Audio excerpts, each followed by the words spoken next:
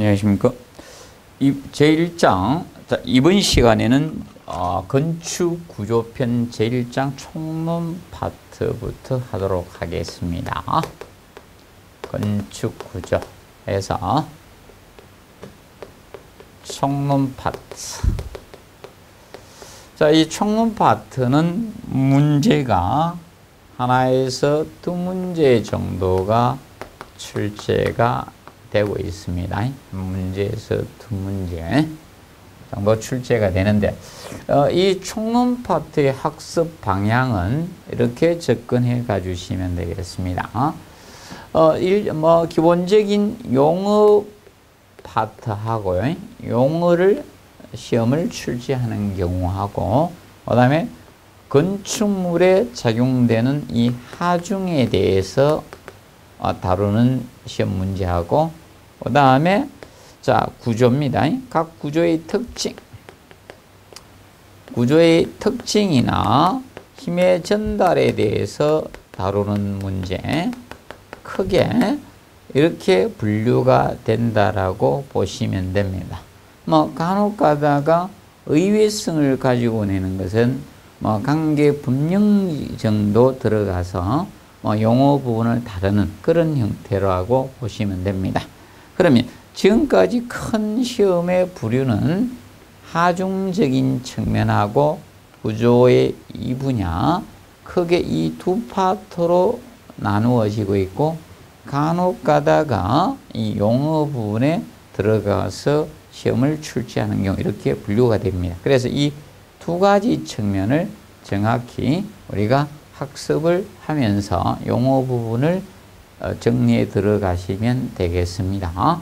그러면 이 제1장 총론 파트에서, 그래서 페이지 14페이지를 보시면, 14페이지를 보시면 제1절에 건축물의 구조 기준 등에 관한 규칙 용어 부분이 나오고 있습니다.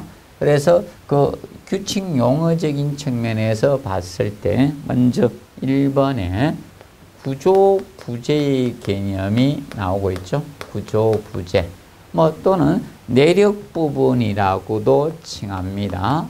내력 부분. 그러면 이 구조 부재라는 것은 어떤 하중, 어떤 힘이 작용하겠죠. 이 하중을 우리가 작용했을 때, 설계 하중도 있을 수 있는 것이고, 이런 하중이 작용했을 때, 그 건축물을 안전하게 지지하는 기능을 가지는 부분을 전부 다 구조부재 내력 부분이라고 칭합니다. 그러면 이 구조부재의 반대의 개념이 되는 용어는 앞에 안일 비자를 붙이면 되겠습니다. 비구조부재 또는 비내력 부분이라고 보시면 되겠습니다. 비구조부재라고 보시면 되겠죠. 또는 비내력 부분, 이렇게 칭하게 됩니다.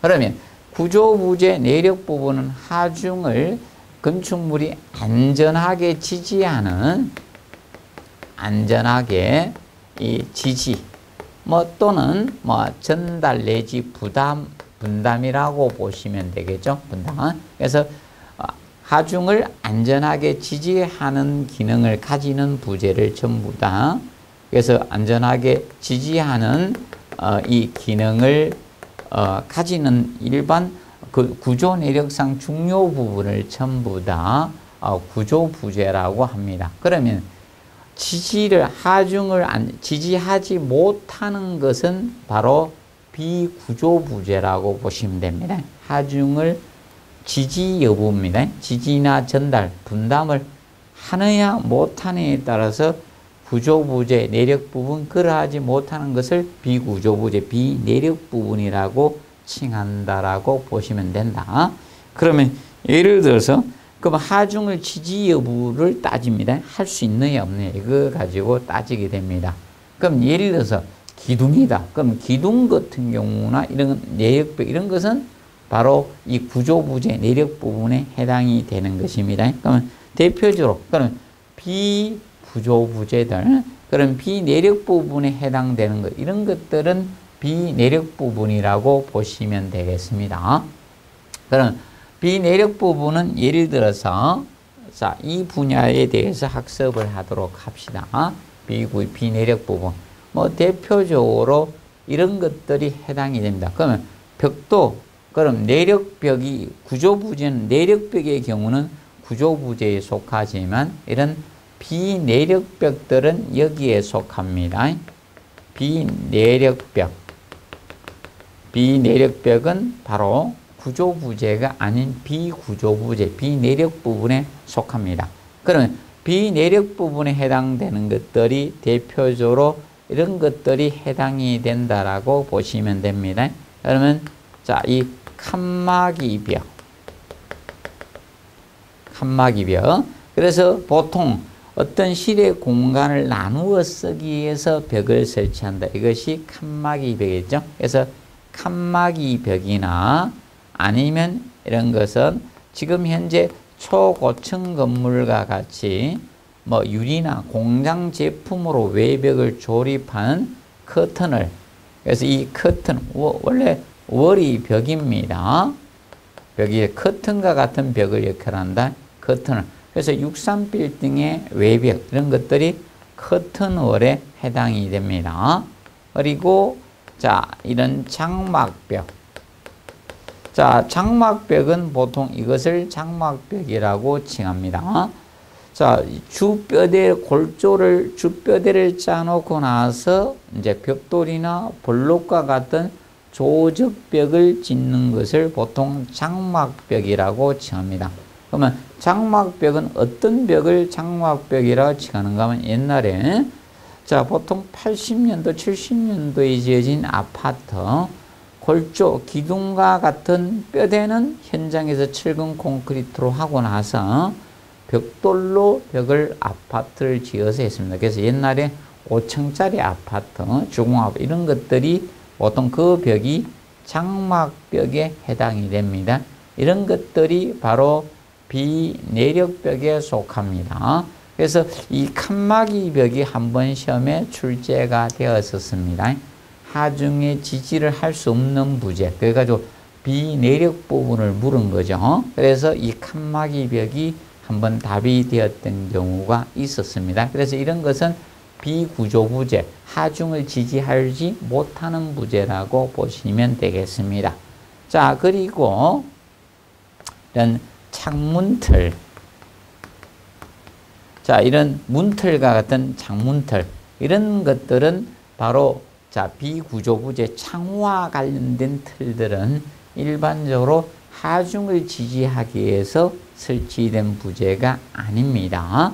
그 측면에서 이 창문틀이라든지 이런 것은 바로 여기에 비구조부재, 비내력 부분에 해당이 된다라고 보시면 된다. 그래서 창호와 관련된 것들은 바로 비구조부재, 비내력 부분에 해당이 된다라고 보시면 되겠습니다. 그런 측면으로 보시고요.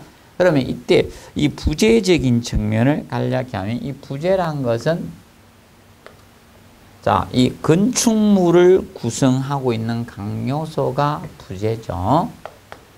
이 건축물을 갖다가 구성하고 있는 강요소들이 전체가 부재가 됩니다. 강요소들이.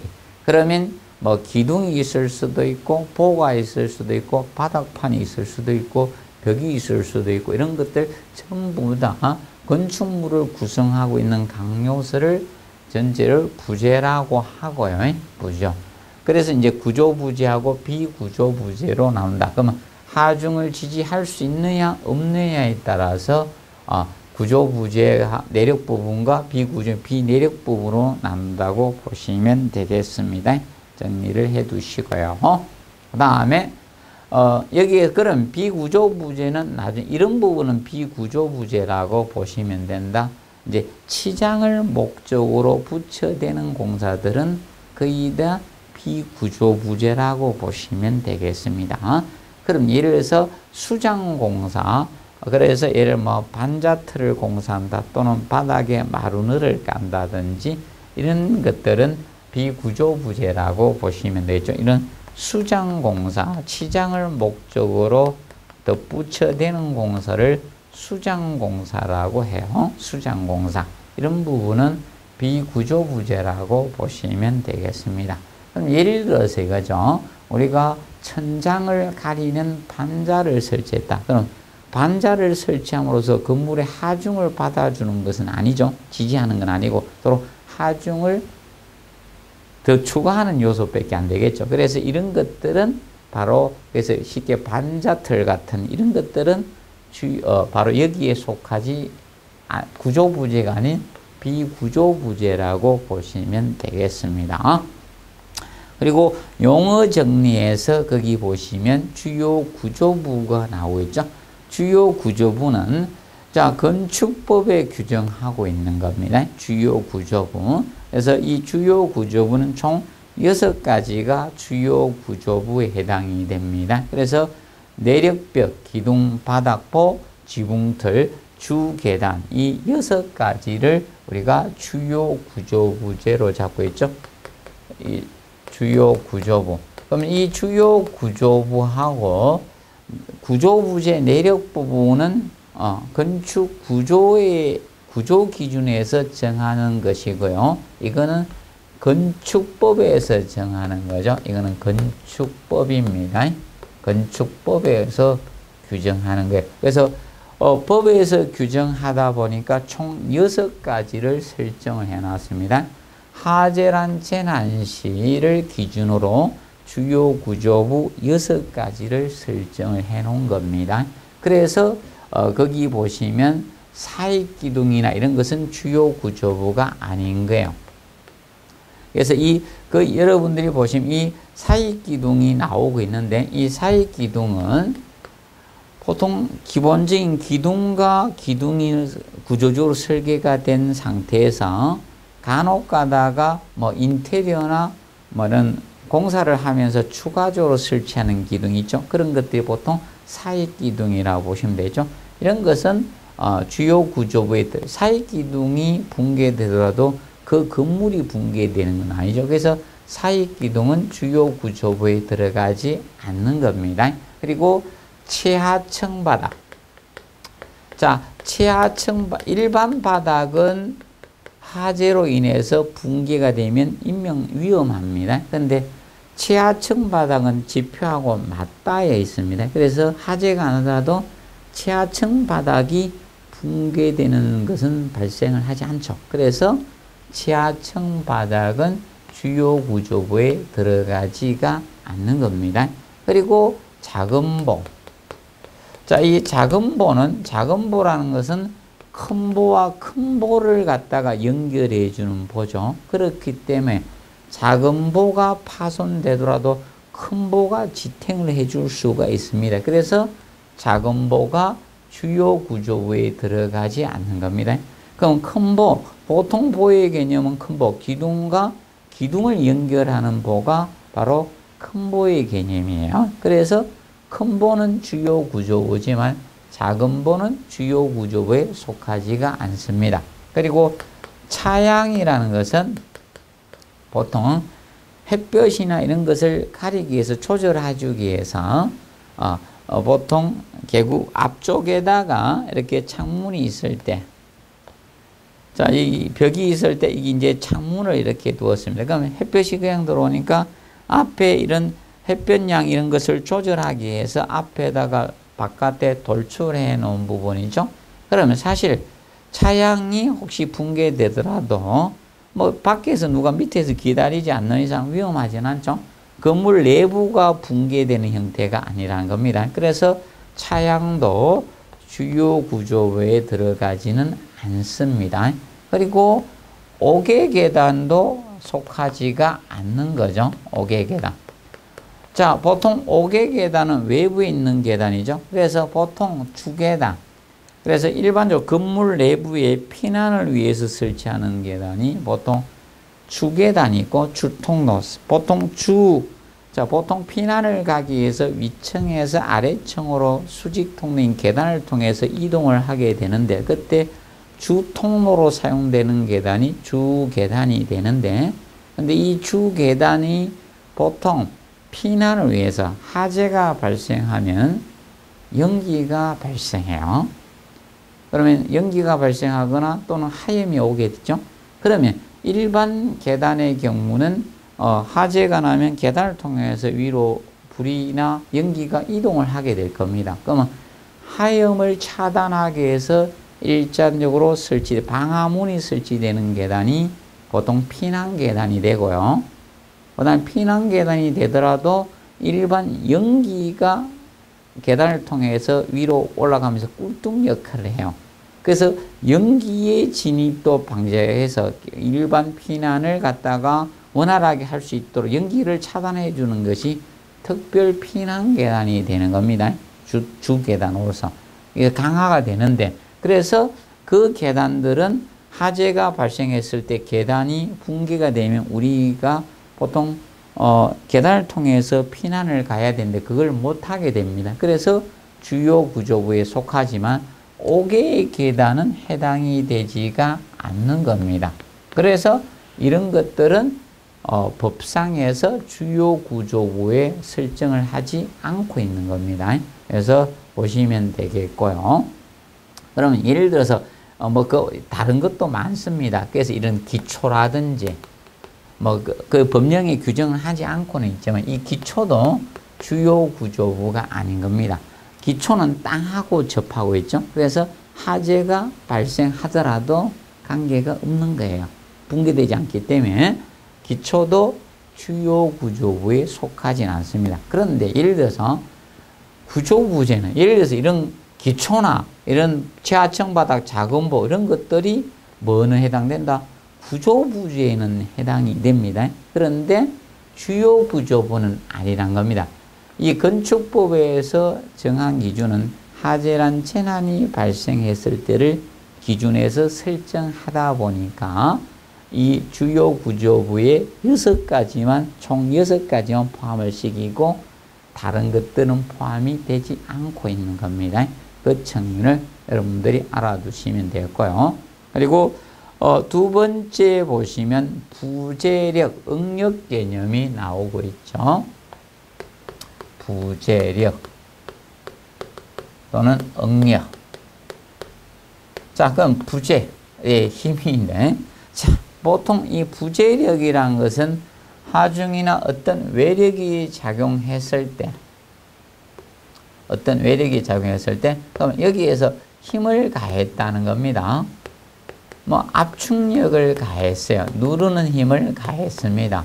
그러면 부재 내부에 거기에 저항하려고 힘이 발생할 수, 이 구조 부재, 여기에 내부에 생기는 힘입니다. 저항하려고 이 부재 내부에, 부재 내부에 생기는 힘이에요. 생기는 힘. 이것을 보통 부재력 응력이라고 해요. 그러면 압축력이 작용을 했습니다. 그럼 압축력이 작용하면 이 내부에는 압축, 응력이 발생하는 거예요. 어떤 힘에 의해서 압축력이든 또는 예를 들어서 전단력이든 힘 모멘트든 이런 것이 생기면 그 저항하려고 내부에 생기는 힘, 여기에 저항하려고 생기는 힘을 부재력 응력이라고 해요. 그래서 그러면 압축력이 작용하면 압축 응력이 되는 거고, 그 부재를 절단하려고 하는, 자르려고 하는 전단력이 작용되면 전단 응력이 되는 것이고, 그럼 부재에 잡아 당기는 힘, 인장력이 작용하면 그 내부에 인장 응력이 발생하는 겁니다. 그게 저항하러 생기는 힘을 보통 부재력 응력이라고 칭합니다. 봐주시고요. 그 다음에 세 번째 보시면, 자, 구조 내력이라는 개념이 나오죠. 구조 내력. 그래서 구조 부재 및 이와 접하는 부분 등에 견딜 수 있는 부재력을 구조 내력이라고 해요. 그래서 부재력. 아까 부재력은 위에서 했죠. 응력이라고도 칭했고요. 그래서 견딜 수 있는 부재력을 구조 내력. 그럼 그 부재가 얼마나 힘을 견딜 수 있느냐. 그것이 구조 내력 개념이 되고요. 그 다음에 이제 벽 나오죠. 벽. 벽이라면 두께의 직각으로 측정한 수평치수 그 두께의 3배를 넘어야지 벽으로 인정합니다. 그래서 벽의 개념은 간단히 이겁니다. 그러면 지금 현재 이렇게 이것이 벽의 여부를 알기 위해서는 최소한 이 두께, 자, 이 두께가 있었다. 그럼 예를 들어서 이 벽 두께가 200mm라고 가정을 합시다. 20cm였다. 그럼 최소한 이 직각 부분의 수평치수가 그 두께의 3배가 넘어야 돼요. 여기 직각 부분 이 치수가 3배 이상이 돼. 3배. 최소한 3배를 넘는 자 수직 부재를 벽이라 해요. 벽. 자, 사실 이거죠. 수직 부재가 있고 부재 중에는 수직 부재의 개념이 있고 수평 부재고 나누어져요. 수직 부재가 있고 수평 부재로 나누어지는데 그러면 보통 수직 부재는 뭐 기둥, 뭐 또 경사재도 있을 수 있겠죠. 그래서 뭐 경사재도 있을 수 있는 거고요. 경사 부재도 발생하겠죠. 경사부재. 그럼 보통 수직부재, 수평부재, 경사부재 이렇게 나누어지는데 그러면 기둥 이런 벽이라든지 이런 것은 수직부재들이고 기둥벽은 수직부재고 수평부재는 이런 이런 바닥판 이런 것은 수평부재의 개념이고 슬래브는 이것은 수평부재고요.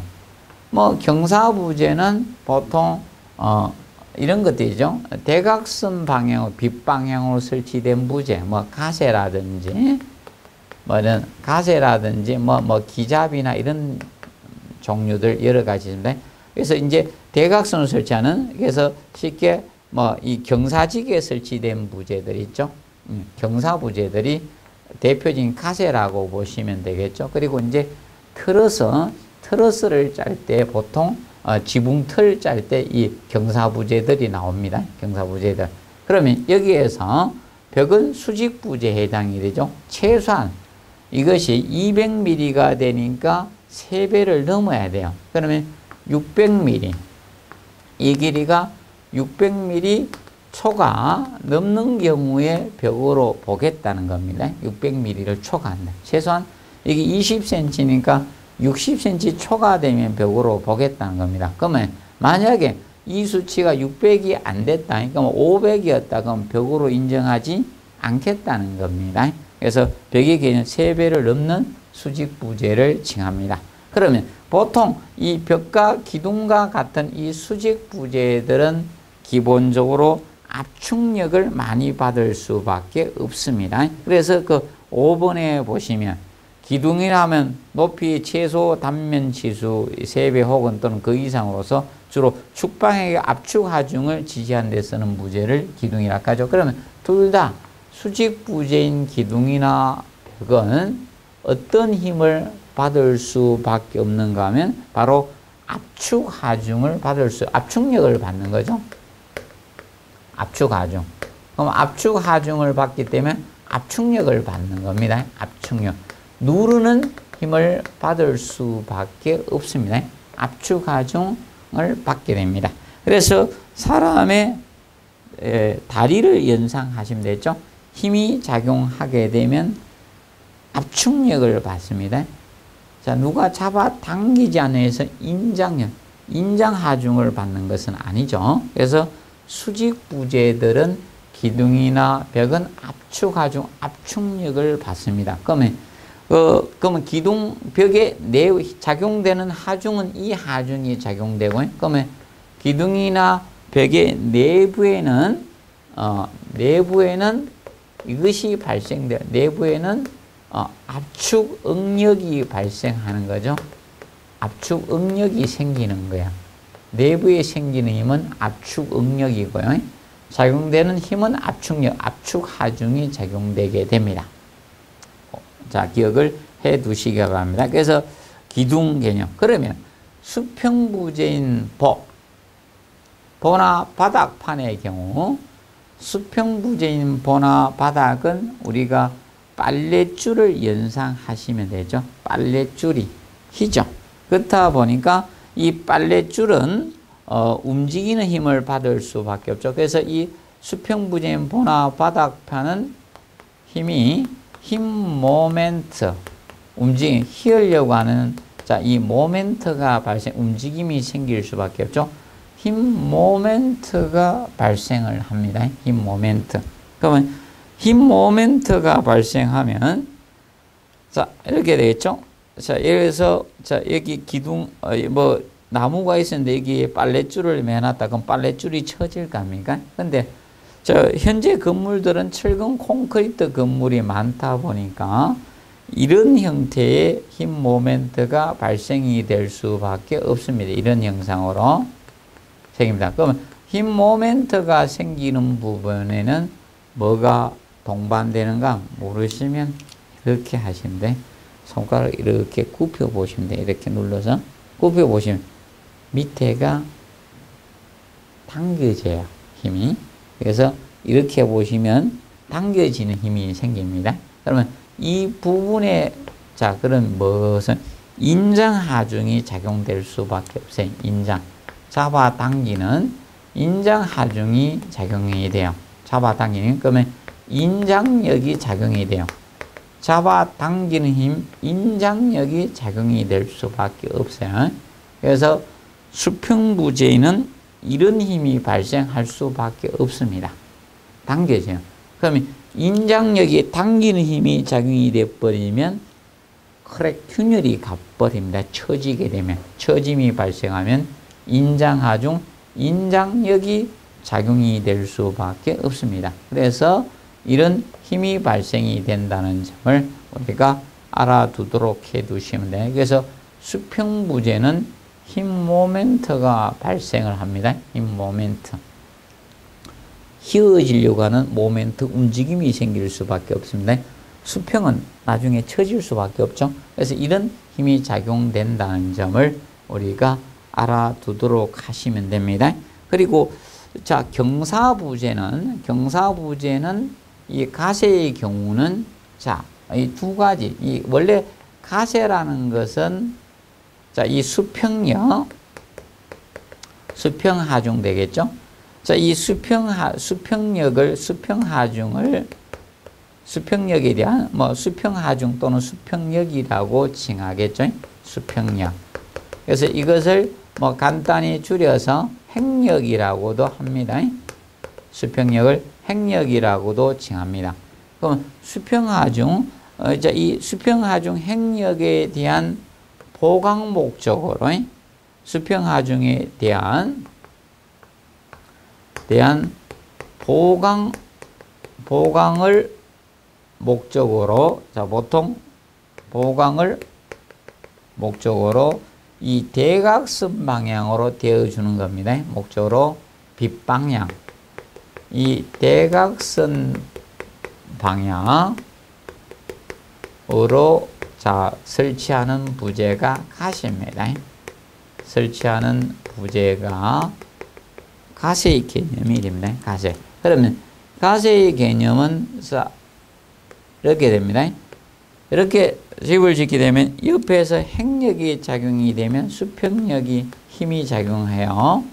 그다음에 이것이 이렇게 밀리게 됩니다. 그러면 쉽게 부서지니까 이 대각선 방향으로 이렇게 되어주는 거예요. 이것이 보통 가세의 개념이 됩니다. 가세. 그럼 이 가세의 경우는 힘이 어떻게 작용하냐에 따라서 얘가 압축력을 부담할 수도 있고 여기서 이렇게 되면 얘는 압축력을 부담해요. 그런데 힘이 이렇게 작용하는 게 반대 여기서 이렇게 작용하면 얘는 인장력을 받게 됩니다. 그래서 가세는 압축 가세도 발생하고 두 가지가 다 있는 거예요.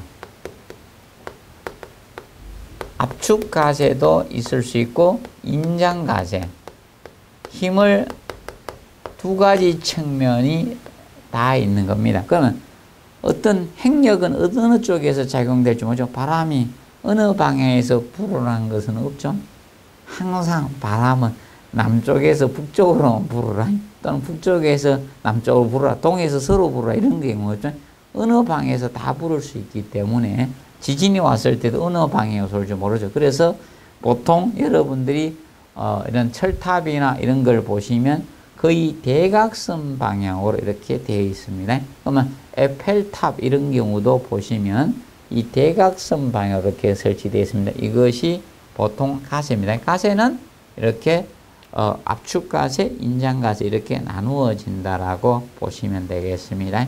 기본적으로. 그래서 지금 시험에도 한 이 용어적인 측면을 다루어서 출제한 것이 2번 정도 출제가 되었습니다. 그래서 혹시나 대비해서 간략히 구조 기준에 관한 용어 중에 중요 부분 위주로 우리가 다루었습니다. 그래서 이 분야를 우리가 정리를 하시기 바랍니다. 그래서 이번 시간에서는 가장 기본적인 제1절 건축물의 구조 기준 등에 관한 규칙 용어 부분을 설명을 했습니다. 그래서 다음 시간에 제2절 건축물에 작용하는 힘인 하중의 학습에 대해서 들어가도록 하겠습니다. 그래서 이 분야가 올해 시험에도 다룰 수밖에 없겠죠. 그래서 그 분야는 좀 2절은 정확히 우리가 학습을 하셔야 되겠습니다. 이번 시간은 여기에서 마치도록 하겠습니다. 수고하셨습니다.